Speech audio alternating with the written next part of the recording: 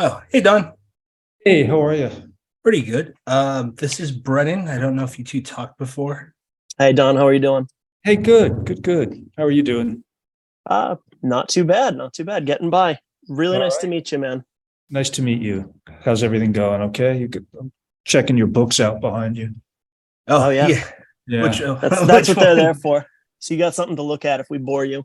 You won't bore me, but I Appreciate noticed you. Coogan's Bluff behind somebody's bookshelf there. The Yeah, great, I just put a few books that are.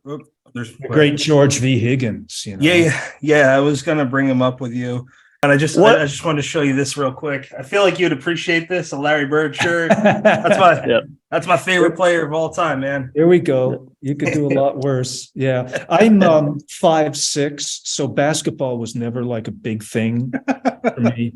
As You long as know. you had fun. No, I didn't. I always the last guy picked, you know. Yep. And, yeah. But I did dress up for you. Thank you. Yeah. I'm wearing my nice sweatshirt. And a very nice sweatshirt it is. I've got the Hugo Boss jacket on and an untucked shirt and some old T-shirt that says Echo in Rhode Island. So I'm treating you with respect here. I just want you to know that. And we Nice. echo your respect. We feel your respect. Welcome to Dead Headspace. I'm your host, Patrick R. McDonough, joined always by my co-host, Brennan LaFaro. Say hello, Brennan. Hello, everybody. Today, we're joined by a author that many of you know, Brennan and I are big fans of, Don Winslow. Say hello, Don. Hello, Don. How's everybody? Yeah, cheap joke, but it was there. It's funny when it comes out of the blue. So you're now retired, but I'd like to back up to the very beginning. Wow. With this show, we like to kind of, even with people like you, even with people like Chuck Palahniuk, there are new people that are unaware of you guys and your books. So we kind of want to learn about the person that fell in love with books Yeah. first. Who would you say? Who do you think helped you realize your dream of wanting to be a writer? Starts with my dad. Hmm. I've said this before. My dad was a sailor who loved books, and my mom was a librarian who loved a sailor. You know, it's kind of that simple. My dad came out of World War II. He was 17 years old, had lied about his age. He was on Guadalcanal and all of that with the Marines. And Wow. he came out and he said, what he wanted to do was float around on the water, go to every zoo in Europe and read books. And that's what he did. And my mom was a librarian. I grew up in this little New England fishing village. And she was the assistant librarian at a tiny library. But we always had books around. And my parents allowed us to read anything we wanted at any age. Hmm. You know, so if I wanted to read Hemingway when I was 11 years old, that was cool, you know, And my dad would turn me on to books. And so from a real early age, I thought, boy, if I could make my living doing that, that would be the best thing in the world. Oh yeah. Yeah, I got into reading because of my father too. Mm. He I want to say it's Dennis Lear. It's not a big part, but he was on a really big case. I forget when. I want to say it was the 90s because I don't remember it, and I had to be a kid. But he was in this book called, I believe it's called The Blue Line. And he got me into Alex Cross, James Patterson. I love the first two books. But my point is, and Black Mass, of course, by Sure. yeah. But I can totally relate. And I'm just wondering if Brennan, actually I'm kind of gonna steer things in a different direction. You want to jump in first? Yeah, I want to jump off, your father's love of reading and into, I've heard he had a love of storytelling, and that, Yeah. is where you got yours as well. And, I'm kind of curious on your thoughts of the lost art of, oral storytelling and how that Yeah. influenced you as a writer. Oh man, look, my old man was a Navy guy, Navy Marines, and he'd have his shipmates over. And they were all NCOs. They weren't officers. These were, blue collar military guys, if you will, khaki collar guys. And they would, have a little beer. And I would, as a child, sit under the table, and they'd pretend to think I wasn't there. So I literally, physically sat at the feet of some of the great raconteurs in the world, listening to these stories about bars in Hong Kong and, captains going insane in the middle of the Pacific and stuff that had happened in Naples right after the war. And later in life, I was 12, I went into the theater as an actor, quite accidentally. I was walking past this summer theater. It was raining. They were serving coffee and donuts. I went in to get the coffee and donuts. I ended up getting this part. And so between listening to great storytellers like my dad, but then all of a sudden I was on stage speaking lines and beginning to understand, the sort of muscularity of words, and dialogue and how that was constructed. And through osmosis, learning from the greats like Neil Simon, and about the importance of silences, and that kind of thing. So between, listening to these raconteurs and then being on stage and having to perform it, I think that really helped me in being a writer. I hope so anyway. I love the idea of silence and rhythm. Mm-hmm. Man, this is a big question, and I feel like you could probably talk about this for hours, but how have you worked rhythm into your writing, whether it was at the beginning or even over the years? What have you learned? Well, I learned most of it from jazz. You start on a certain chord and you have to end on a certain chord, or it will be unsatisfying to the listener, to the reader, if you will. But what happens in between is improvisation. But you're moving through the chords. The words you use are always different.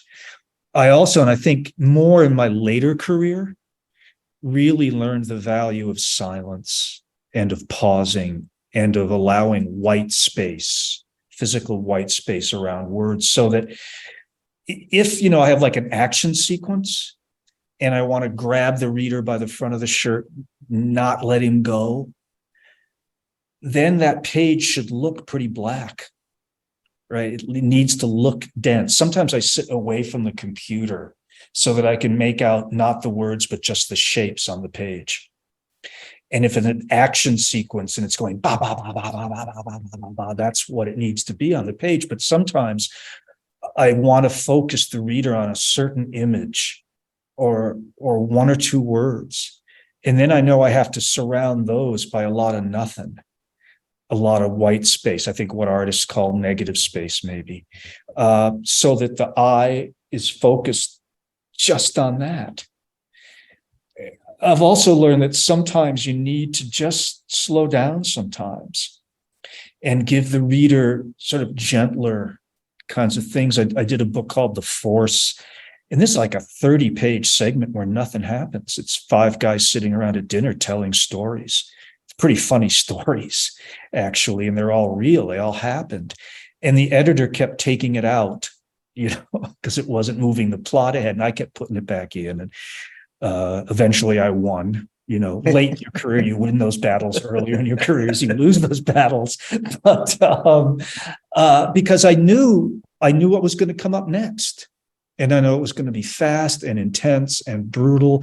And I needed a little calmer water to mix metaphors for the reader before that segment happened, or the reader would be worn out by the time they got, to the finale.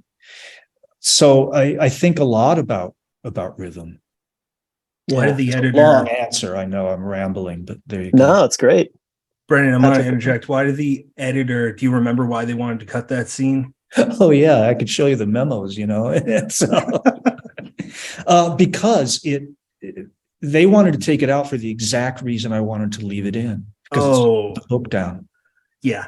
Okay. It slowed the book down, and it didn't further the plot. And I kept saying, yeah, I know all that. But I want to slow it down. And it reveals character. And listen, they're just good stories, that these guys are telling. They're just good stories. And it's so funny, when people talk to me about that book, a lot of what they bring up are those stories. Well, I mean, three names that pop up for filmmakers on the top of my head: Scorsese, I like Kevin Smith, and Quentin Tarantino. Mm-hmm. A lot of their stories all their stories are really driven by, dialogue, good stories. Yeah. Just guys literally sitting around talking. So yeah. that's what it made me think about. But I've been trying to ask some writers that may know, maybe you will know, but there's this guy that he's really like a connoisseur of a very particular time of books. It's, I think, the turn of the 20th century to 1940s, 1950s. And he was telling me, because I'm a big history nerd, and he was telling me about he was telling me about how the soldiers overseas, when they were fighting in World War II, their books were limited, so they would like tear a page out, pass it along. And he told me that they were also big into Lovecraft, and I'm just wondering if you know anything about soldiers during World War II and their consumption of books, because I can't really find anything about it. My dad, as I said, was quite young and had a high school education. His two tent mates were a college librarian and a high school English teacher. Oh my God, that's amazing. A little older. They were in their 20s, which was old for a Marine on Guadalcanal. And I got to meet one of them actually when I was a kid. And so they were turning him on to books, right? Awesome. They were saying, here, kid, read this, read that, which was pretty funny in the way that things evolve. You talk to convicts, read a lot of poetry because it changes all the time, because your interpretation of it changes and you can see different things in it. It's the way I feel about Shakespeare. I'm that geek that reads Shakespeare for relaxation. If it's like a rainy Saturday afternoon and I have a half hour or something, I'll just pick up the collected works of Shakespeare and randomly open it, and read a few pages. And I've directed 50 or 60 Shakespeare productions, I suppose. And it's always new to me. It's always fresh. That's amazing. But the problem to get back to the question you actually asked me, though, the problem with soldiers and books is the weight. Oh yeah. Okay, that would be a problem. If you're infantry, it's that extra pound or so really makes a difference. So they tend not to, and they do tend, as you said, to rip the pages. Of course, now everything's different. Everyone's got the tablets and all that kind of stuff. But back in those days, the problem was the weight. But they're endless stories, probably most of them apocryphal. For instance, from the American Civil War, about soldiers' lives being saved because they had a book in their shirt or in their coat pocket, and the bullet hit the book. Great. And there's one story about a guy who originally said it was the Bible, but it was actually what was then considered to be a very dirty book, Tristram Shandy, 18th century English novel. It was considered very risque and saved his life when the book was hit instead of his heart. I got one more war question. I mean, I told you I'm into history. I'm particularly, like listeners will know this, I'm particularly obsessed with like the Korean War era and what he has to do with World War II. For those that aren't aware, is his success over in the Pacific Theater. I was wondering if your father or their friends had any stories about MacArthur. I know he wasn't the big general in Korea that he was in World War II, but yeah. My dad was a Marine, and of course MacArthur was Army. And so there's an instant dislike. Yeah, that's baked in. Yeah, I don't recall my dad having a lot of things to say about MacArthur, and I certainly don't recall him having a lot of kind things to say about MacArthur. The Army was on Guadalcanal, famously, with Norman Mailer and James Jones. James Jones, in my opinion, being one of the greatly underrated novelists in America. His World War II trilogy, I think, is just one of the best things ever. And to me compares very, very favorably to Mailer's. So the Army was certainly in Guadalcanal, and certainly there's a literary presence for that, the Naked and the Dead, in the Thin Red Line. But I don't have a lot to say about MacArthur. Now, having said that, I have a master's degree in military history. So I used to have to teach that stuff and, teach Korea and all of that, grade papers on it, So I actually didn't know that. I mean, that's why I got my my grandfather's hat. Oh, see that? Yeah. The dog tags are real dog tags. It's from his friend. Yeah. But I could go on and on about that. I did not know that you were a military, that big into the military. Wow. Well, I have this is what drove me to being a writer, because I have 2 degrees that make you a hardcore unemployable. I have a bachelor's degree in African history and a master's degree in military history. So actually, I'm an expert in African military history, but there is no such job. And so when I was a teaching assistant, it was in a basic U.S. military history class, mostly populated by ROTC students. And that professor, a very famous, in fact, military historian, Pete Meslovsky, is still a dear, dear friend of mine. He was just visiting here last week. I just want to show you this one book. I want to see if you've read it. I don't talk about it on the show because it's not really applicable, but I love Jeff Shara. Yeah, I have read it. Yeah. This is a great book too, but Jeff Shara's father, for those that may be interested, he wrote the book that was turned into Field of Dreams. So kind of neat. And his father was a writer too. But Brennan, I'm talking a lot. Why don't you take over, buddy? No sweat, man. All right. So I do want to kind of change tact here.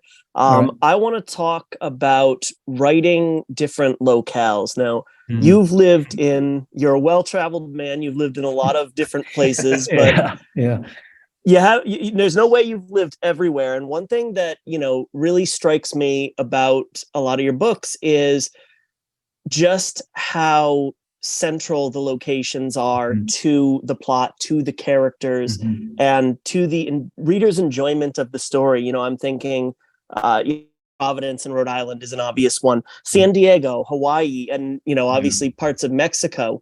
Yeah. So how do you get in that headspace? What kind of research do you do, and what kind of advice would you give to people looking to kind of achieve that authenticity? Yeah, time. No substitute for it. Look, I fall in love with locations. I really do. I can remember as if it were yesterday, to employ a cliche, the first time I saw the Pacific Coast Highway in Southern California. I fell instantly in love, and I still am. What's the first thing that you can picture in your head? Like, what's the first detail? Point Reef Beach, just a couple of miles north of Laguna Beach, California, and you come down this hill, and the ocean and these bluffs just explode in front of you. Sounds awesome. And then I drove into the town of Laguna. I made a film called Savages there and said a lot of things there. I thought, I'm fucking, whoops, I'm freaking in love. Swear. And it's funny. I've driven the PCH thousands of times now, I suppose. I'm excited every time. Wow. Every time still. Talk about Rhode Island. I left there when I was 17. And I had to go back for visits and things, but really for only lengths of time when my mom started to need, care. And my wife and I would go back to the old house to take care of my mom. I fell in love with the place in ways that I hadn't as a kid. Now I'm as excited driving down, Matunic Beach Road every time I get stoked. So the advice, that I give to writers is get out on your feet, walk it as much as you can, because little things will come to you walking in ways they won't when you're driving, and just spend the time. Obviously, you can get on a plane, you can't get into a time machine. So there are some places I wrote about, like Vietnam in 1956. There's no point in going to Vietnam, no point in going to Saigon, right? Because it doesn't look like that anymore. And so I remember, spending months recreating the city of Saigon in 1956 through pictures, through Life magazine. And I had a big map on a big rolling piece of paper that I would roll out on my mother's front porch floor.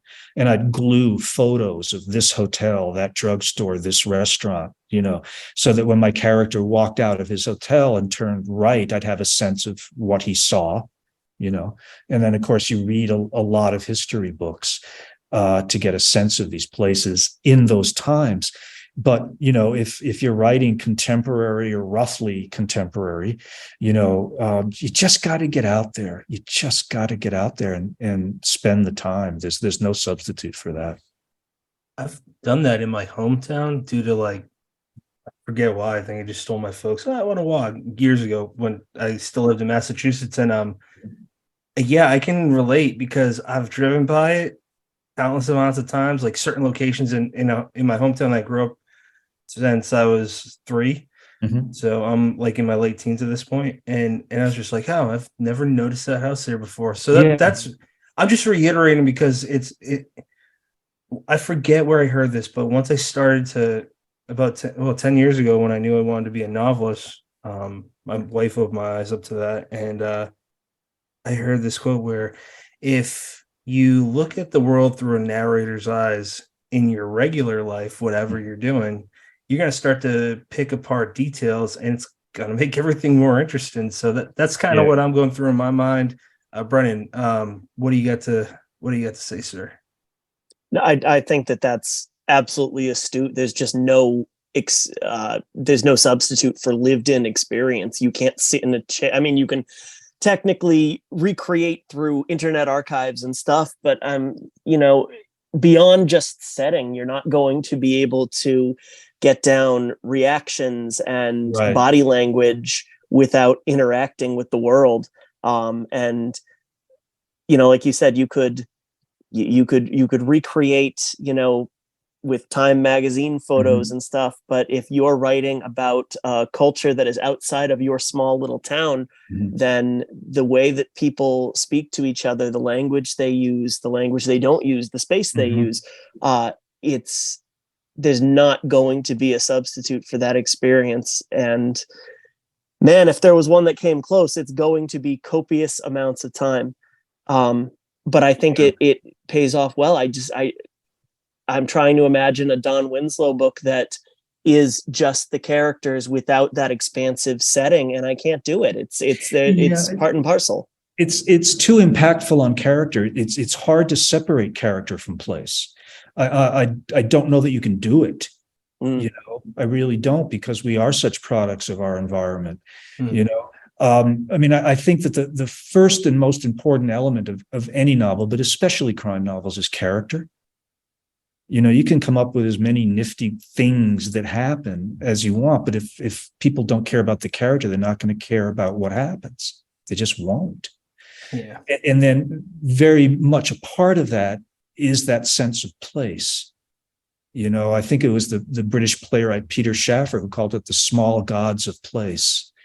And I drive through Solana Beach, where we used to live, northern beach town in San Diego County. And, it's not Solana Beach, it's Mitch's surf shop, right? It's the pizza port, it's the hot dog truck on that particular corner. Those gods of place, that to me mean an awful lot. I did it so blatantly, again, going back to that book called The Force, where this cop gets up in the morning and walks through his neighborhood. I mean, how cliche, how trite can you be? But, that was important to me, to bring the reader right into that neighborhood and into those gods of place, and then we could start to understand this guy. Yeah. Well, and that definitely makes sense. I think that, in my own writing too, even when I'm creating a town, those gods of place, show their faces. If you are, putting a soul into a small town that you've, kind of cobbled out of the back of your mind, then you can't have your character walk by a pizza shop. It has to have a name, and it has to have a name that fits the way that the parking spaces are angled against and not Yeah, like in a parking lot has to, exactly. reflect the person who owns it, whatever it is. Yeah. And I do find myself spending more time than I suspect I should, trying to perfect those little details, but it's so refreshing to hear, oh, good, those matter. Listen, they absolutely matter. I think another one of the greatest American writers is Richard Russo. And Richard Russo takes you to those little towns in upstate New York. Mm. You live with them. You live in those towns while you're reading those books, and it's those telling details, and the details are everything, and again, it's those little moments sometimes, sorry, that you want to put a lot of white space around, that show, okay, it's that rusty gate. It's the weird angled parking spot that you alluded to, a certain smell, of all the things that are hardest to describe, I think smells are the hardest to describe. And yet to us as human beings, they're probably one of the most evocative of the senses, Mm. What it smelled like, I know within 2 miles of the beach when it's low tide, not that I can see the beach, but I can smell it. Mm-hmm. Anyway, Definitely good blah, blah, point. Brennan, I'm going to steer us in a different direction. I don't want to cut you off though. No, you're good. So, I asked Peter Straub this. I talked to Joe Lansdale about this, and I assume, never talked to Stephen King, but I've heard in interviews from him that their wives were, I guess the best way I can describe it, without having an editor here, is that their wives are the main driving force for their success. And I feel like that's me too. yeah. All for different reasons, but like Stephen with him throwing Carrie away and Tabitha saving it. But my point, my long way of it's a story, isn't it? Yeah. I mean, he formed modern horror, so that would be right. I don't know what the domino effect would have been. But I'm wondering, because when I went to the reading that you had last year, mm-hmm. I know you talked about your wife driving through certain areas, but the way you talked about your wife is something that genuinely gets me like all teary-eyed, because you love your wife. You really do. And that sounds really crazy. You're her husband, but I mean, you really love your wife, and it's very touching. So it makes me wonder if you attribute the main driving force or the success through the longevity of it all. Yeah. Would you say that's probably your wife? Oh yeah. Yeah. Look, I've been married, I think 36, 37 years in a few weeks. Mm. And it's been a blast. And she's adventurous. You know what I mean? And not scared to marry a broke writer. A broke writer. And I mean, when we first we got engaged in Africa, right? Because I was really? Yeah, I was cobbling together a living, and I was a photographic safari guide in Africa and a PI, and I'm directing Shakespeare plays in the summer in Oxford, right? That should be a book. And so she came over to Kenya at the end of one of the safari seasons. And the first night we're there's an elephant stampede through the camp. Holy shit. Serious shit, right? Lethal. Yeah. Potentially lethal. And it's over, and we're standing outside. This is in the middle of the night. And I'm looking at her, and her eyes are like saucers. And I thought, well, there's that relationship. And she looks at me and she says, that was so cool. Marry me, And I proposed with a string of seashell beads on a beach off the coast of Kenya. And then instantly was transferred to China, and we didn't see each other for months because I'm hiking around bamboo jungles in China and stuff. But, for years, man, look, I wrote a book called Power of the Dog. Yeah. And after it was published, I had $37 in the bank.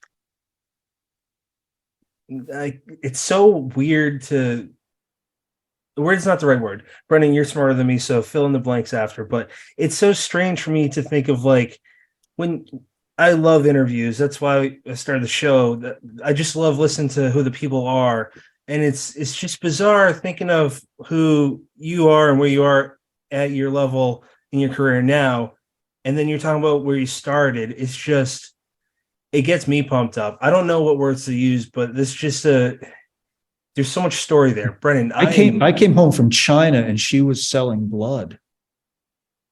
Holy shit. For, I mean, just a few weeks, but for us to live, you know? So yeah, she's a big part of this, but it's not just that, it's not, I mean, there are times, it happened to me the other day, where I'll just look at her or she'll say something quirky and my heart just stops. Oh, it's amazing. It just stops. I'm just like amazed, Wow. I think, look, you fall in love every day. If you have a relationship that lasts that long, do you know what I mean? You fall in love every day. Man, I tell me to pass if you don't want this, but I know you're retired, but someone's got to write your biography, or you got to do an autobiography one day, man. Ain't gonna be me or anybody else, man. That's the I've never people talk about, well, you're a writer to express yourself. No, I'm not. I have no interest in expressing myself. Spit that coffee out. What I want is to tell good stories. Mm-hmm. And I want to tell stories about things that have nothing to do with me. I might use some of my experience sometimes, or things that I've seen or whatever. But Don Winslow's not interesting. What I hope are interesting are the stories, and the characters and maybe some of the issues, that we bring up. But yeah, I have no interest in. I don't know. Maybe one day I'll do a little memoir, but it will be specific. It might be about like the travels that Gene and I went on, or the year we walked 1,000 miles together, or something like that. Which was really fun to do. We decided one year we're just going to walk 1,000 miles together. Wow. Over the course of the calendar. It isn't that much, isn't that hard to do. It was a lot of fun. Sounds really neat. Yeah, and the love that you have for your wife obviously is different when it comes to your fans, but just this sounds super creepy. At your book reading, at your book reading, I'm a big dude, so I know that like you made a comment that I was being patient, but like I just wanted to not feel rushed, and I got a thing with people. Mm-hmm. But I couldn't help. I was like 5 feet away from you. I couldn't help but just you actually. This is so crazy to say, but there's a lot of bigger names that just don't give this vibe off. You actually care, and I had an uncle that passed away that did this. Mm-hmm. Portuguese guy from Taunton, grab your arm, not in a friendly way, and just actually listen. Yeah. And that's what you did with every single reader. And I think that's going to, forgive the morbidness of this, but that's going to outlive you, and that'll be your legacy. My experience from talking to people like Rich Chismar and whoever, other mutual friends, I think that your love for people is actually going to be your best legacy quality. That's nice of you to say, man. I have a lot of Portuguese friends in Rhode Island. They're great. Their food's amazing. Unlike us Knicks, man. They're the best, man.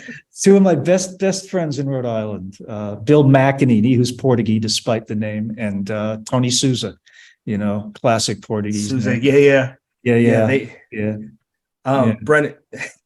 Brennan, take us away, sir. I was gonna say I'm in Massachusetts, just outside of Fall River, and I probably know at least 35 people. At least Tony Souza. Yeah. Tony Souza. Probably know 35 Tony Souzas, I would think. Exactly. Yeah. In Fall River. Yeah. Yep. I was in Bridgewater. It was just like Portuguese, Italian, and Irish for the most part. I always joked, we moved down to the country in Rhode Island when I was about 10, I think. But prior to that, we lived close to Providence. And we used to joke we were the only people within 5 blocks whose names didn't begin or end with a vowel, Yeah. I want to take us to your final trilogy. So starting with City on Fire and about to put out City of Dreams. Yeah. 2 phenomenal books, and you were kind enough to, or somebody was kind enough to grace us with the opening 25 pages or so of City in City in Ruins. Ruins. Was it Ashes at some point? I keep switching I those. think, I did too. Yeah. I got City of Ashes online here. That's why the confusion. Now, I'll tell you, once you type something or say something, it never goes away anymore. Yep. You know? So it's City in Ruins is the title. Yep. So I would love to hear basically just a little elevator pitch for anybody looking into these about what the trilogy is about. You know, maybe give us a little bit on book 1 and 2. Sure. Look, I started this damn thing 28 years ago, right? Because I had this idea. I read the Iliad later in life than most people do. And I thought I already know the story. I watched it play out in Rhode Island and Massachusetts. You guys are younger than I am, but you would have too, where you grew up.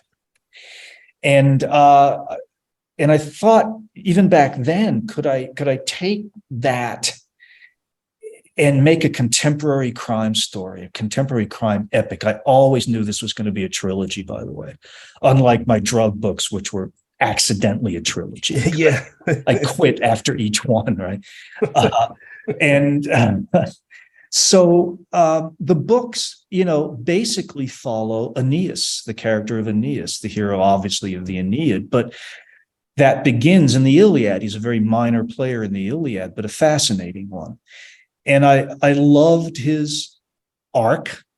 This is embarrassing, but it was only when I was sort of in the middle of maybe book 2 that I realized it was also somewhat my arc. Aeneas leaves New England when he's young, and he spends 20 years wandering, and then he tries to build an empire. I don't have an exactly analogous life experience, but I left New England when I was 17 because there was nothing there for me. The economy when I left was just shattered, classic Rust Belt area, and spent years, as you alluded to, traveling and wandering, trying to cobble together a living, trying to put food on the table for, my wife and my kid. And then eventually had, a small measure of success that allowed me kind of financial stability and the ability to sit in one place and write. And so I, started to realize that in some ways, I was really identifying with this guy and identifying with this story. So, it's about a guy who is a loser in a crime war and has to run. And is desperately just trying to find a place to put his feet. And eventually does, but then he has to protect it. Yeah. I absolutely love the parallels to that kind of Greek mythology. I don't know if mythology is the right word, but no, it's the exact word. Yeah. Yeah. I always think of like chimeras and minotaurs when I say mythology, but and what I love about it is it's so easy to forget. You get partway into these books, and it's it's a mob epic, it's a coming of age, it's this, it's that, it's the other thing. And then when you do see, even if you're not super familiar with or you haven't read the Iliad in a long time, or you haven't read the Iliad, you recognize the pieces of it. You recognize the parts just from popular culture. And the way they're woven in there is just exciting, and forgive me for saying genius at times. I just, you love to see it. And you also, one thing I learned as a writer is you like to make your reader feel smart. And when they can, pick out that detail and say, I see what he did there. Yeah. It's great stuff.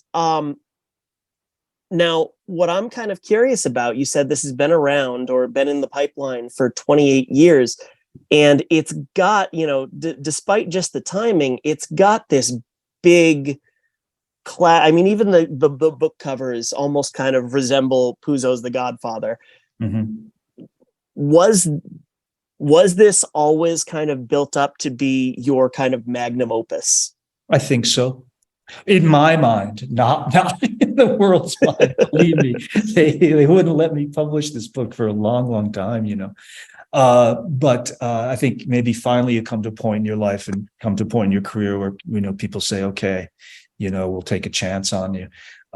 Yeah, look, it was, yes, is the quick answer to that, always. Look, I'm very much a crime writer, very much a crime fiction writer, that proudly, in that place. Maybe I told this story, but, there was a French interviewer who once asked, and in not a particularly friendly way, if I thought that as a crime writer, I lived in a literary ghetto. Motorcycle just went by. I'm sitting in an old gas station, by the way. This is now my office. And That's awesome. yeah, it's kind of fun. And I said, yes, and I love my neighborhood, and I love my neighbors. I wouldn't be anywhere else. Having said that, once the Greeks and the Romans were done, frankly, we invented nothing in terms of literature, with the exception maybe of Shakespeare and Don Quixote. But all the great, great themes that we use in my beloved crime genre had already been used, had already been invented, and done in poetry for the most part, in drama to a slightly lesser extent, which was also, of course, in poetry. So looking at those great works, and then looking at James Joyce's Ulysses, one of the great, great novels, and a very, very difficult, dense novel to read and to understand. But I didn't invent this idea. James Joyce did that wonderful thing of taking, the entire Odyssey in a single day, in a single city, and, crossing Dublin with these two characters. That inspired me. I try to read Ulysses, every couple of years. And so, yeah, I thought, this is a big risk. This is a huge, I shouldn't use that word because somebody else does it a lot. Huge project. But we don't like him either. Thank you. That I finally thought, after years of kind of failing at it, picking it up and putting it down and being afraid of it, but being tempted by it, that I could pull it off. And, again, I'd be the last person to judge whether I did or not, Well, I'm 2/3 through, and so far you're batting 1,000. Well, thank you. Now, when you write, the first part of it takes place primarily in Rhode Island and does kind of deal with the younger part of Danny Ryan's life. Yeah. And then he goes west, and we'll leave it vague for people who've not read it yet. But what was the different approach, because you grew up in Rhode Island, there's got to be a little bit of you inadvertently, or maybe very advertently, versus writing book 2. Yeah. Big difference, big difference. But again, it's funny, guys, because I didn't realize this for a long time. I kind of reinvented myself in California too. If you look at my books, I wrote the first 5 or 6 living on the East Coast, actually in Connecticut, not Rhode Island, little New England village, Riverton, up in the Berkshire Hills, but mostly traveling the world during that time. And my first 5 books were written on buses, planes, tents, Chinese monasteries, no joke. Damn. And then I get to California, my career's in a trench, man. It is flatlined. And riding a train from Orange County to downtown LA to Raymond Chandler Country, because I was a PI.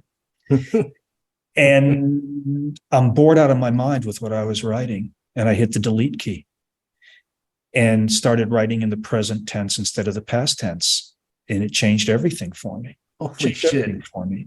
Complete reinvention. And so, like Danny, I went to the West Coast and reinvented myself. And like I said, I found the Pacific Coast Highway from Newport Beach down to the Mexican border and fell in love, and I'm still in love. And I started to hear that California way of speaking and that California way of being. Now, this was a bit difficult because you're taking a very New England guy, a very Rhode Island guy, and sticking him out on the beach in San Clemente. He's not going to be talking dude, He's not going to be talking surf phonics. He still has that Rhode Island thing. And yet some of the rhythms of the narrative needed to change, because now you are on the beach and and you are in the sunshine, and that changes your head.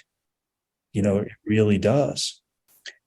So in reality, I had to go through the opposite process, because when I got serious about writing the first book and really decided to finish it, I had to learn Rhode Island again. I had to that's pretty consider, cool. because by this time I've been in Cali, for 20, close to 30 years. And, I'm a lotus eating, sun worshiping San Diegan. I had, all my sandwiches are in tortillas, right? And I had to go back and sit in towns and the fishing ports and the bars and the restaurants and with old friends, like the Portuguese, and listen to that dialect. It took me a while to pick it back up.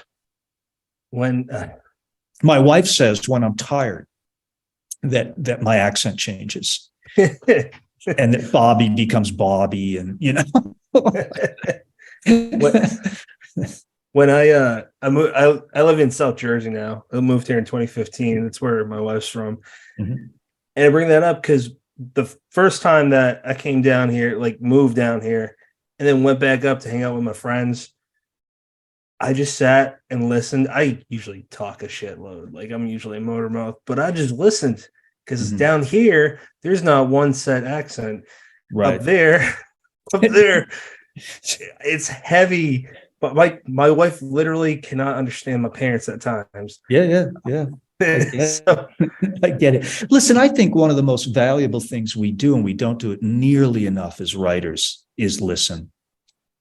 true. Wow. There are times I have to tell myself, Winslow, just shut up. Shut the F up and listen. Let the story come to you. Let the words and the dialect come to you, and be quiet. Just be quiet. And, I've gotten a lot out of that. There's our theme of silence again. There you go. Yeah. Listen, very useful. Very, very useful, I'd like to kind of pull back. Well, actually not pull back. We're still on the topic of City on Fire. And I know that it's being adapted. So I'm not going to ask specifics, but yeah, I can't tell you specifics. No. I understand probably NDAs and all that, but just like as a fan, like seriously, it's not because we're talking about, like, I genuinely love that book because growing up, I became very, like a lot of kids locally, became very interested in, Whitey Bulger or the Summer Hill Gang, or it was, I'm very much so Irish. I'm also Italian, and it was Irish Italian mobs, and whoever came in third place. Right. And I've been waiting for a movie like this, and a book too that wasn't another rehash of Whitey Bulger. And this is totally unique of that. So I'm just saying, like, as like some random, New England boy is very excited to see this. My dad, I think I told you, my dad loved it, your book.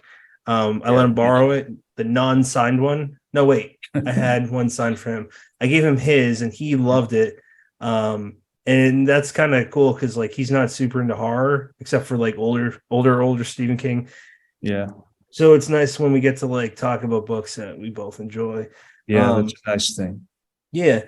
Brennan, I got one other thing I'd like to talk about. Is there anything that you want to discuss as far as these books go?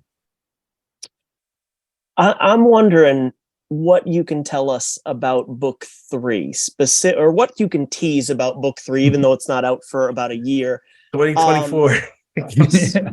There you go. Specifically in regards to, with this being kind of your magnum opus, those are my words. We don't have to, My drug books I used to refer to as my Magnus Dopus, by the way. Perfect.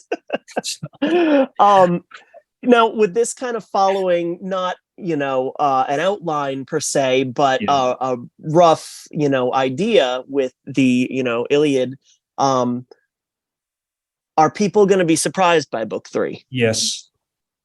They're going to be very surprised by book 3. Look, I always knew where I was going with this trilogy, not in the specific. The specifics gave me endless problems and, trial and error and mostly error. But I always knew roughly where I was headed because I was following the life of Aeneas. And Aeneas is the mythical founder of the Roman Empire, right? Well, that troubled me for years. I couldn't figure it out. Oh shit! Now I'm wondering. What do I do with it? Do you know what I mean? I know book 1 and I know book 2, but book 3, shit. What empire is he going to found? I don't want to do a drug empire. What am I going to do with this dude? And then it finally hit me. Like, where can you build anything at all you want to build? Las Vegas. Oh. What town has a mobbed up history? Oh, yes. Like in spades. Las Vegas. And I know some of those guys, right? So when that hit me, and here's the other problem in the Aeneid, without getting overly geeky, the big conflict is over Aeneas stealing the potential bride of a rival. He basically arrives in town and he goes to marry this princess that another guy was going to marry. And that causes the big conflict. Well, that wasn't going to work, right? That would just been stupid. I can't do that. But I couldn't figure out an alternative for a long time. And by long time, I mean years, by the way. And then it occurred to me, dummy, go sideways. It's always good, I think, if you point true north and then kick the compass, so that the needle's like going that way. And that's what I did. And I decided that the conflict's not going to be over him stealing someone else's fiance. It's going to be him stealing the hotel that somebody else wanted to buy. Ooh. And he buys it first and kicks off a battle. Damn. That's Casino. the story. That's the story. And then also, I wanted to follow the rest of the characters through. Right? Like, where did people go after the Trojan War? Yeah. Famously, the Iliad's only the middle part of that war. It starts years in. I didn't know It that. starts in media res, is the, in Latin technical term. And the poem ends long before the story ends. The Trojan horse is not in the Iliad. It's in the Aeneid. It's Aeneas telling the woman he's in love with about his life. And he describes it. So I was fascinated by, everybody leaves Troy. Where do they go? What happens to him? We know Ulysses wanders, but I wanted to follow that guy. But what is the equivalent, of that with an Italian gangster running and driving around the country? Where does he end up? Ulysses gets stuck in a single place, bewitched by a woman for 6 years. What does that look like? I wanted to follow some of the other characters, Cassie in book number 1, the tragic Cassandra of the Iliad, who had the gift of prophecy given to her, in air quotes, as recompense for Apollo raping her as a child. What happens to her? What happens to Agamemnon and Menelaus, Peter and Paul Moretti, the Italian mobsters from the first book? Well, what happens to those characters coming out of Troy in Greek literature is fascinating. And I know I'm getting overly enthused here, but I'm overly enthused. No. It's great. You take those stories, you put them in black and white and put a trumpet behind them. They are noir novels. Shit. You're Jim right. Thompson could write them. Right? They are absolutely noir novels. Yeah. Guy goes home from the war. His wife blames him for their daughter's death, and she and her lover kill him in the bathtub. That's not a noir plot. That's from the Oresteia, 3 Greek tragic plays that explain what happened to Agamemnon after he won the Trojan War. He's almost instantly murdered.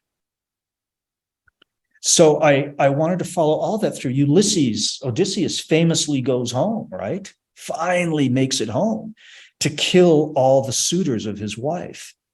That's not going to work in a contemporary crime novel. Can't do that. But what's the problem? Well, the problem in book number 3 is that these gangsters are taking the little businesses that he left his wife to support herself and their son and draining them, sucking the money out of them. And he goes home to fix that.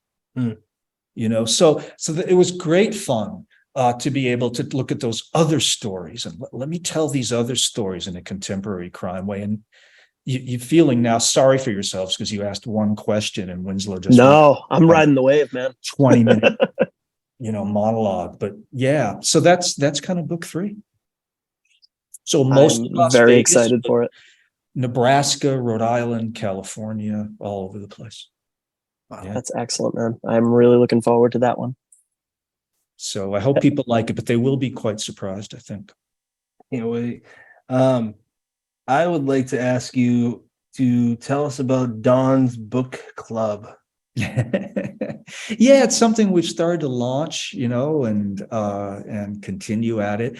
Look, obviously, like you guys, I love books. And I love like being a disciple for books, an ambassador for books. If I love a book, I want everybody to love the book. I'm obnoxious that way. My wife says once a safari guide, always a safari guide. You always want to show people the leopard, whether they want to see it or not. I'm like that with Peter Straub's Coco. There you go. Right. And it's like, yeah, I want people to know about these books and I have a little bit of a platform, Yeah. And so I like to share that and listen, authors should support authors, Yeah. It's just the ethics of it. It's not only fun, it's right, And TJ Newman is one that I would just, for those that are unaware of her or her 2 books that are just crushing it, what do you want to say about her, those books? One of the really fun things about being in this genre, one of the really nice things about this genre is that 99% of the authors you're going to like as people. Yeah. You are, there's very little backbiting and backstabbing in the crime genre. I've rarely, if ever, seen it. Tej is, look, she was a flight attendant for years and years, and trying to write a novel, and everyone and their dog was telling her no, and then Shane told her yes. Shane, our agent, who's a A-list screenwriter, by the way. Yeah, most people know in his own Armageddon's right. one of them. Armageddon, one of many. Shaft, one of those tiny movies. Avatar, the Avatar sequels. Yeah. Little indie movies that shot. Might have heard of them before in a parking lot somewhere. Great guy, by the way, great guy. And so, Tej is just fun and smart. And I'm a little angry at her because I have to get on airplanes soon. And she freaks me out to do that. It's like, about to go swimming and read Jaws, but that blurb that you did, Jaws at 40,000 feet. Like I want that blurb one day, not 40,000 feet, but like Jaws that's one of the few movies that crushes the shit out of the book. Yeah, it does. The first chapter of Jaws is amazing. Yeah. No, listen, Jaws is a good book. And it is, but the movie's so much better. It's weird. It was just Saturday night. I was talking with a surfing buddy about the summer that Jaws came out. Yeah. And people being afraid to get in the water. And we were all laughing at it. It's like, they've always been there. And then there's a shark sighting. Well, that's just because someone saw it.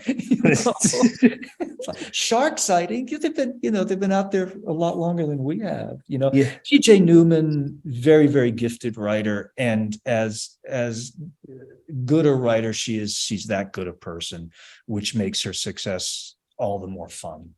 Oh yeah. Yeah. You'll love to see people like that make it. It just puts a smile on your face, and again. 3 other names off the top of my head that I've seen you directly talk super highly of is S.A. Cosby, Eli Craner, and James Kestrel of 5 Decembers. Yeah, yeah. Oh, good writers, good people, you know. So look, it's nice to have that platform. And it's nice to give back. You know, Yeah. I can't begin to name the list of writers a little older than me, if you can imagine such a thing, that, that were so kind to me earlier in my career. And now is Stephen King among them, you know. Hmm. And gosh, Robert Parker and James Elroy. Robert Parker, though, that's a big one, especially for a New England writer, man. Come on now. That's my dad's favorite writer, by the way. That's It's a awesome. lot of people's favorite writer, and for very good reasons. Yeah. Listen, I was reading, him long before I became a writer. I mean, those were my inspirations. Lawrence Block, Robert Parker, John D. MacDonald, Charlie Willeford, God, George V. Higgins. Wrong. Wrong. George V. Higgins, absolutely. It's the best crime novel ever written still is The Friends of Eddie Coyle. And, good movie. Great movie. Peter Boyle, man. How can you go wrong? Peter Boyle. Yeah. And of course, Robert Mitchum. And that's a great goddamn movie. Yeah. But those, listen, people have been so kind to me and no reason to be, and so it's nice to pay it back a little bit. Oh, absolutely. I got one more question, Brennan. But I'm gonna go to you. I just got a question that I would love to hear Don answer. Is it as fun as your last one? Because I have one that I really wanted to throw out there, but it's kind of a downer. So maybe you could take it back and make it fun afterward. No pressure. So it's not downer. Hit me with the downer, and then we'll try to go out. Yeah, mine's not a downer, so let's go with yours. Perfect. Right. We got a plan. Don, a lot of the people we talk to, most of the people we talk to are horror writers, and they're always going to draw criticism from readers or outside observers who kind of accuse them of, well, why do you want to write about such horrible things? Why do you want to focus on the negative? Sure. And of course, does that make you of that mindset? And despite the fact that you are not known as a horror writer, if you read the Power of the Dog trilogy, there is some of the most gruesome, graphic, awful stuff that you will read in between two covers in there. So I'm wondering how you interpret and deal with thoughts like that. I don't know how many hours you have or how long an answer you want, but I've grappled. I got a comfy chair. So do I. I've grappled with that question an awful lot. And there are things that sometimes I wonder if I should have written them or not. And then there are things that I know for a fact that happened in Mexico in those years that I didn't write because, believe it or not, they were too horrible. Here's the deal. I had to make a pretty clean decision in books like Dog, Power of the Dog, and Cartel, which is even rougher, about how to handle those issues. Those books started because I read about a massacre in Mexico one morning that I could not wrap my head around. Now, 7 years later, that massacre would not have made the newspapers. The violence had gotten so much worse. In all those three books, Dog, Cartel, and The Border, there's not a single violent incident that didn't actually happen. So you have to make a decision. And it's a tough decision. And the decision is, do I sanitize that violence? Which I think in some ways is more obscene than the decision that I made, which is to display it realistically and show it to people the way it is. There are times I wonder if I made the right decision. But I wanted particularly the American public and the European public to see what was happening in Mexico and what were the real consequences of our appetite for drugs and the war on drugs. And novelists can do that in a way that journalists can't necessarily. because we're allowed to invent the interior lives and to get people emotionally invested in characters to whom sometimes terrible things happen. But they were all true. Now, I was on that beat for 26 years. You know, I quit after each one of those books because they were too tough. Yeah. And came back because I felt guilty about not writing them. As I went on, I began to realize that I was running the risk of inuring the reader to the violence. That after a while, the graphic descriptions of the violence meant nothing. In the same way that you saw, you know, in Juarez and other places, people just walking by bodies that no longer had meaning. Yeah. And so I began to write less of the actual violent event and more of the reaction to it. So more, not always, but more and more, I would not write the event, but I would write the reporter that came onto the scene, the cop that came onto the scene, what the emotional reaction of the survivors were, and that kind of thing, because I began to feel that that had more impact. But look, it's a real clear choice. And if you're going to tackle those topics, you're eventually going to go in one of two directions, neither of which are wrong. You're either going to go in the murderer's parlor game direction, the cozy, which I find more objectionable. If you've ever been to a murder scene, if you've been to an emergency room and see gunshot wounds, you know, there were times when I did nothing for weeks but watch atrocity videos. You know, it's not a game, and it doesn't look like that. Or you go in the direction of, I'm going to tell it realistically. I hope I made the right choice, but I'm not sure, you know. Well, and like you said, there are ways to, like you mentioned, make it about the report afterwards and the human reaction to it. There are ways to pan the camera away that can be more effective than so just too, yeah. straight up showing. Yeah. It is not the most gruesome, but the part that's always going to live with me is the bridge scene. It's one. And that's all I need to say is the bridge scene. The bridge scene. There's more than one part in a bridge in those books, but you know the one. Well, it happened. Yeah. It's true. It's a true story. And there are two or three of those throughout those three books that I do wonder, you know, boy, should I have done it? I think so, but I think that there are reasonable arguments against it as well, you know. Yeah. But the bridge scene has stuck with me. And there's a couple of other scenes, and there are a couple of scenes that I should have probably written that I couldn't bring myself to. Wow. You know, couldn't do it physically, just couldn't do it. Yeah, no, but and it's one of those where the best answer that you can give is, I think I did the right thing, because there is no way to come up with a definitive answer of I did the right thing or I didn't do the right thing. There's only, you know, how do I feel about that? And the fact that these books were written over a long enough span that you believe you did the due diligence and you put the thought and the care into making those decisions. It wasn't just, I wrote this over a summer and, oh, gee, I don't know if that was the right move. No, we're talking years. Yeah, Dog was 6 years. Exactly. Of should I, shouldn't I, how should I, if I should.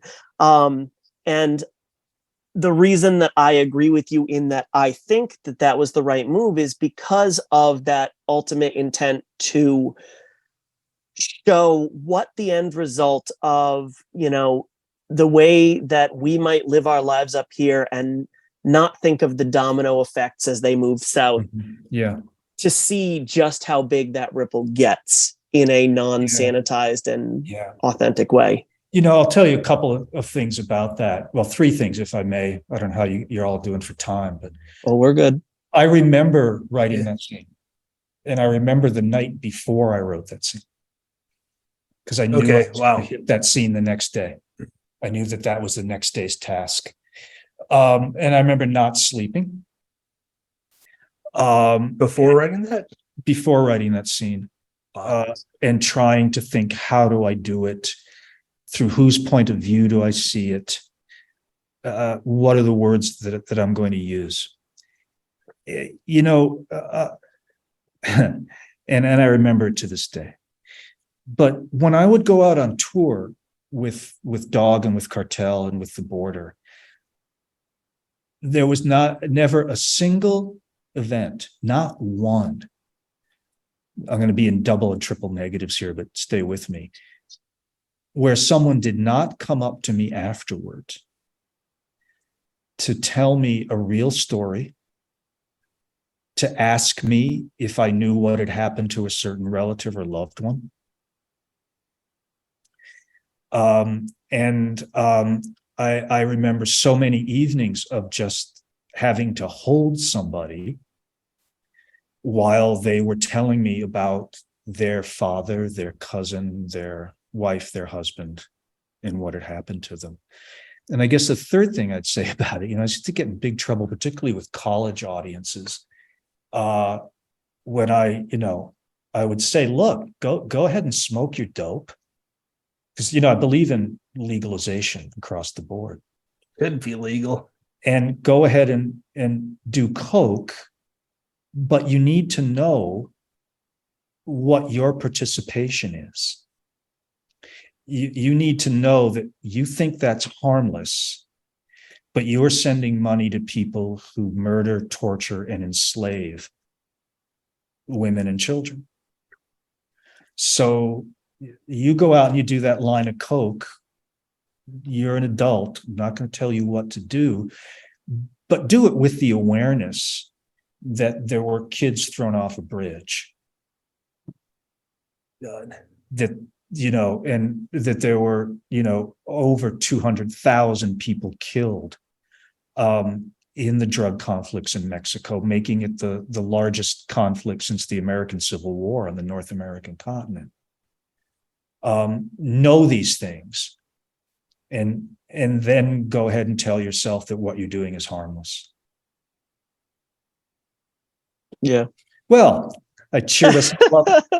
It was, though, but I appreciate your candid response. I really do. Is it weird to say that was the exact type of response I was hoping, the exact type of conversation we'd have with a question like that?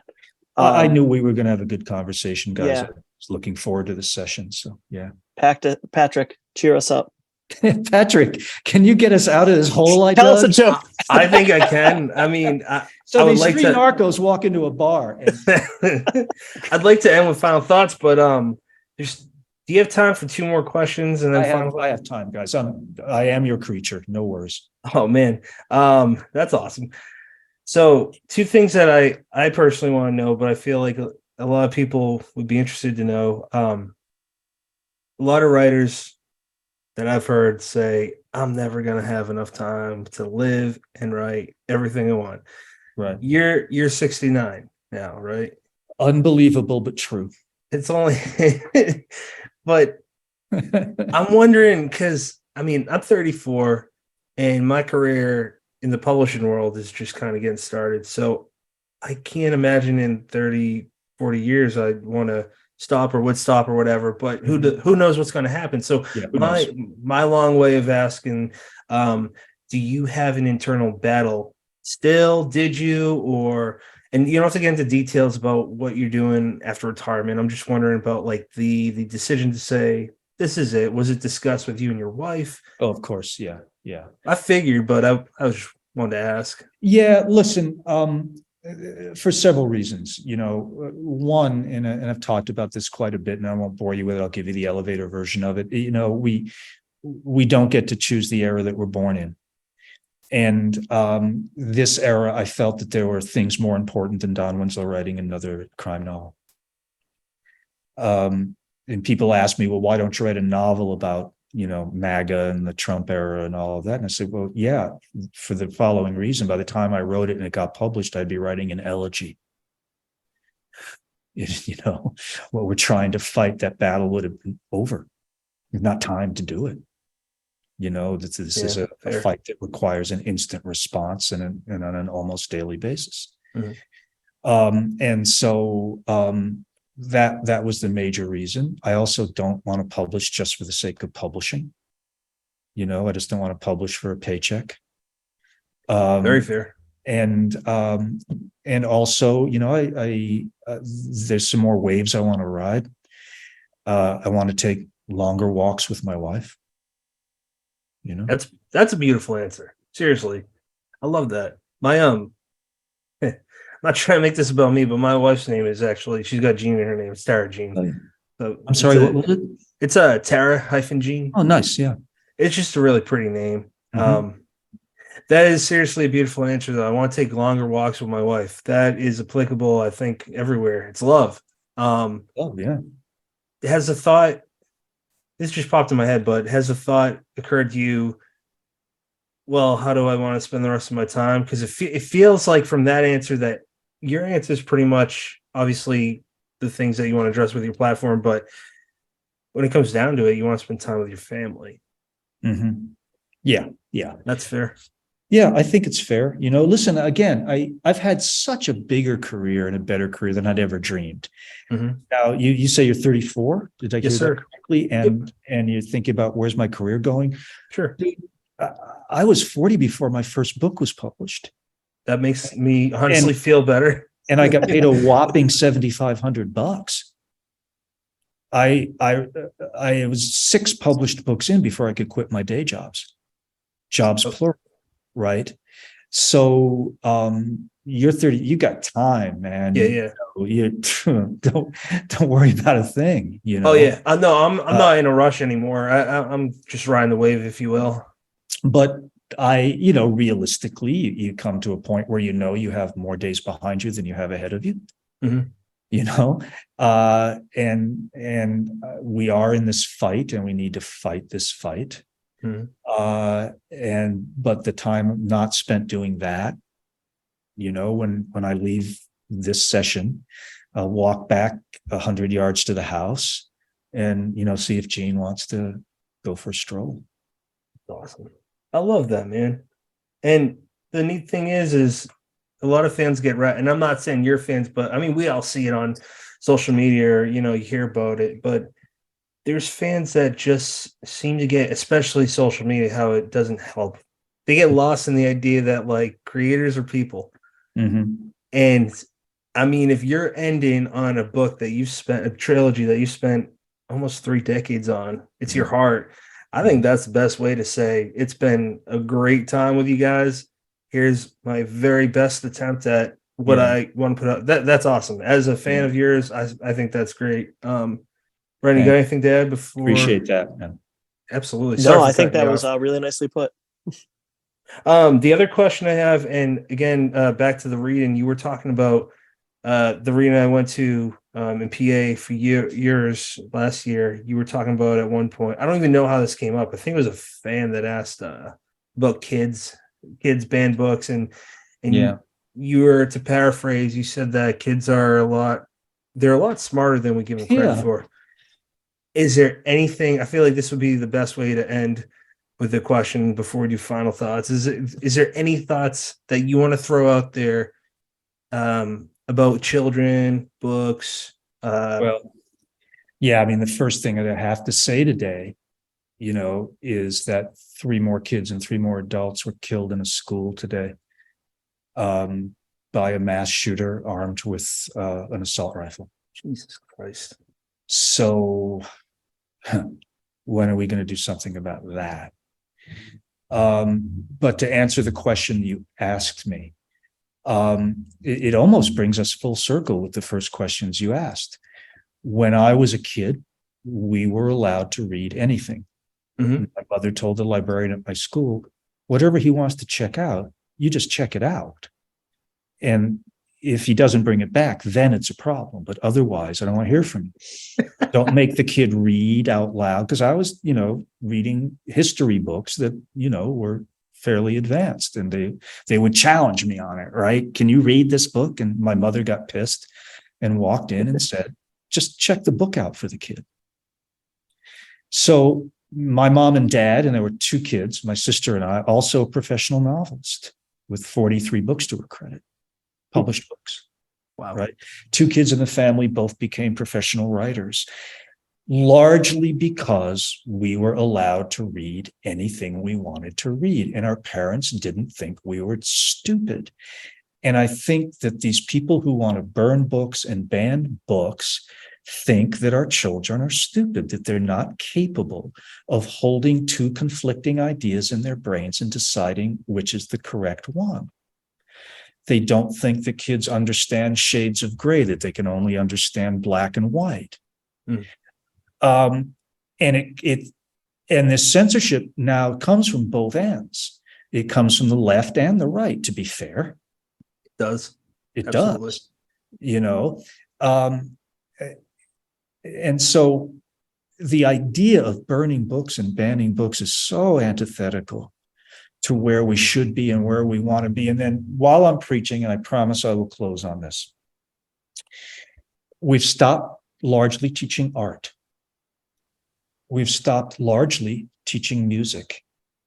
And now we're stopping teaching literature.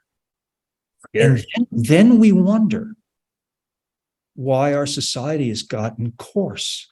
Right. One reason is we're no longer teaching beauty or the aspiration toward beauty. It's horrible. You know? Seriously, as a father of one and one on the way, that terrifies me. Yeah, it's terrifying. How old are your kids? One and My oldest is 3, and then A my fun wife's age. 5 months pregnant. So yeah. So 3 and minus something. Yeah. Yeah. You know, one thing that my wife and I, we still laugh about it. You know, we had one kid, he's 33 now. And everyone, when we were pregnant, as they say, when we were pregnant, although, you know, I wasn't throwing Yeah. they'd say, oh my God, your lives will never be the same. You'll never travel again. Well, yeah, we will. We have to. I'm working in England and Africa and California, and I'm not going to be away from my family. So kids come in if. Yeah. You know, a little more work, but not a lot more work. Oh, wait till he's 2. It's going to be horrible. And 2 was great. You know, oh no, wait until he's 8. Wait till he's 13. It was all great. It was all so much fun. You know, and people are always like ragging on you about the kid, you know. Kids are fun, man. You just made me think of something I didn't realize until now.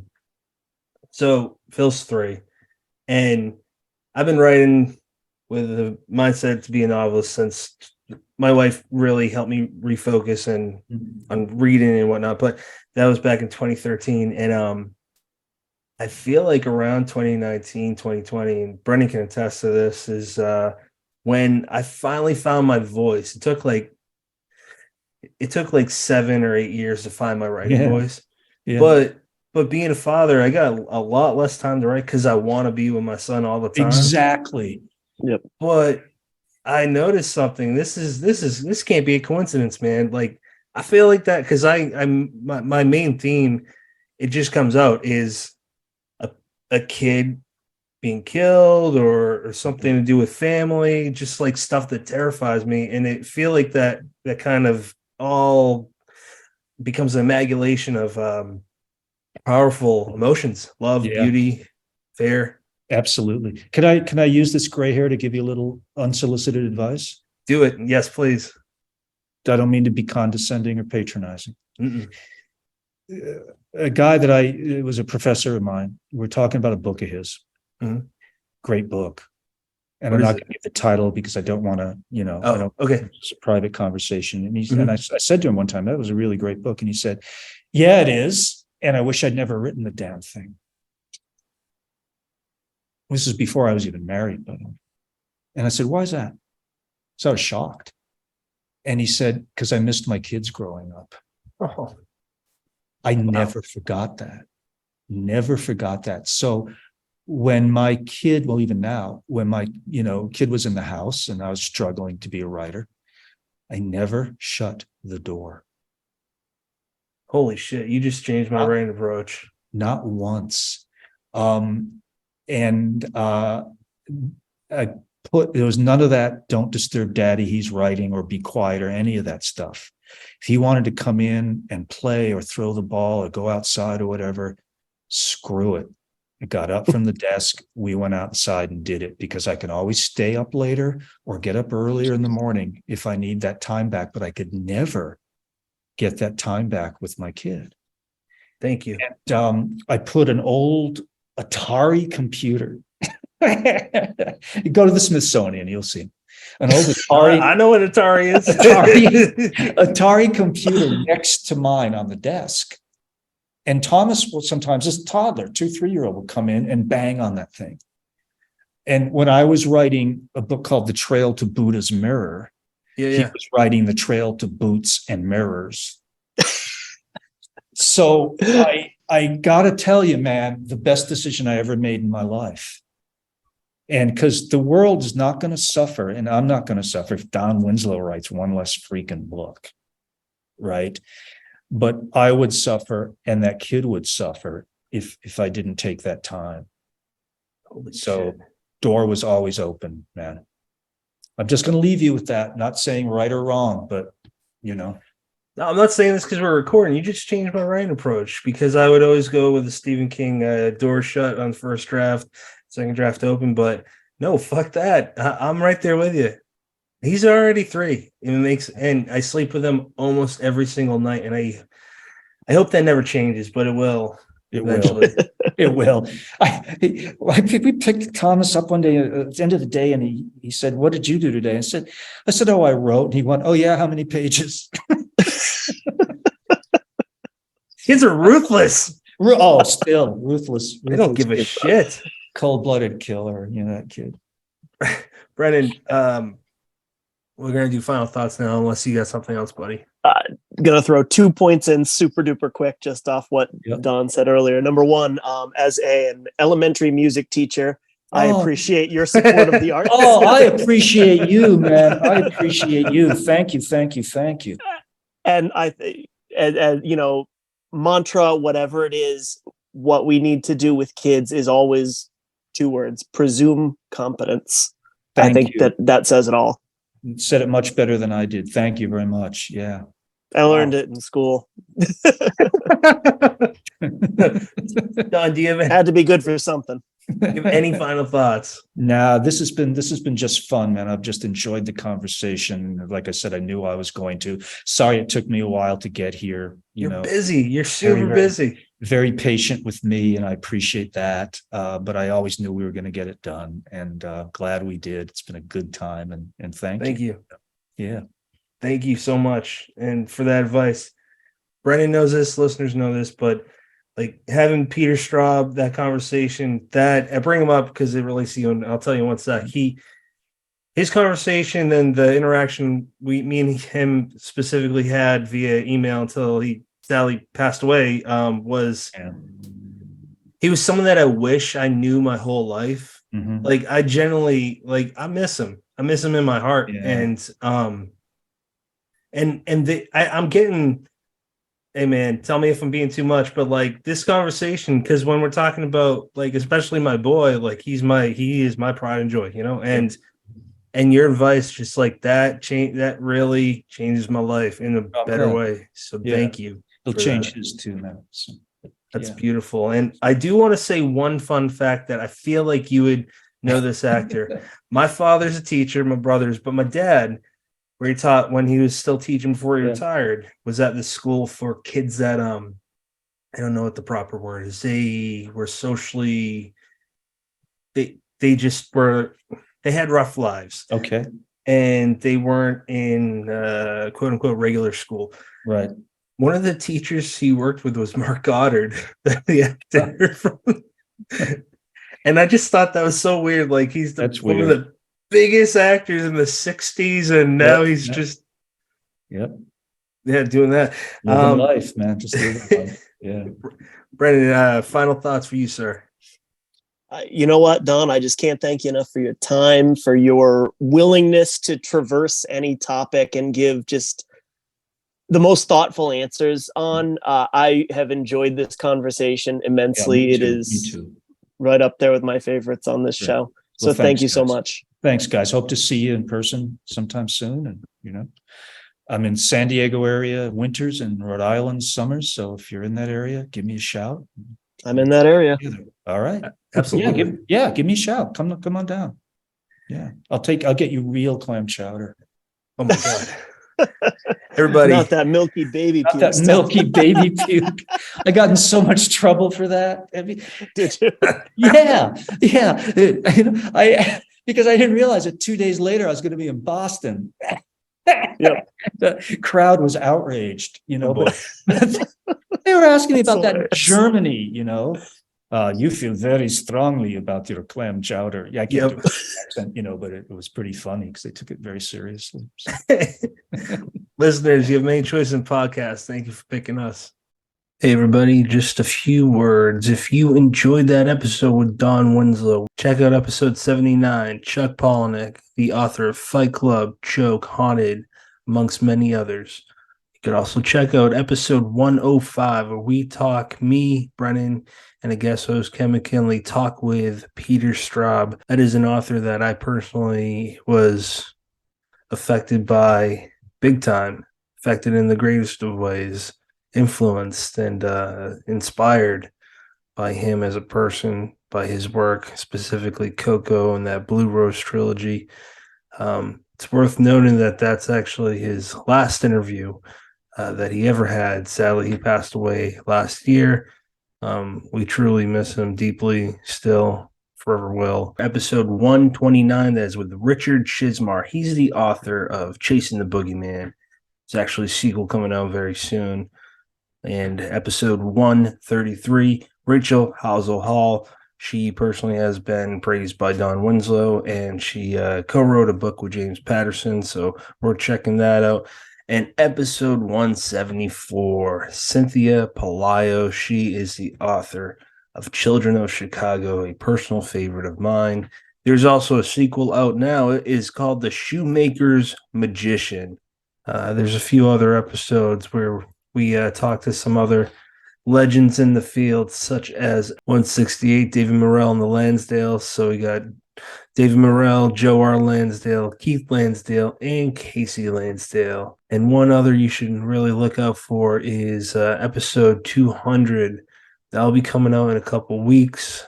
That is our 200th episode with Dennis Lehane. He's the author of Shutter Island, Mystic River, Gone Baby Gone, amongst many other incredible books. So if you're a first timer listening to this show, we encourage you to check out all the other episodes. It's a slew of authors.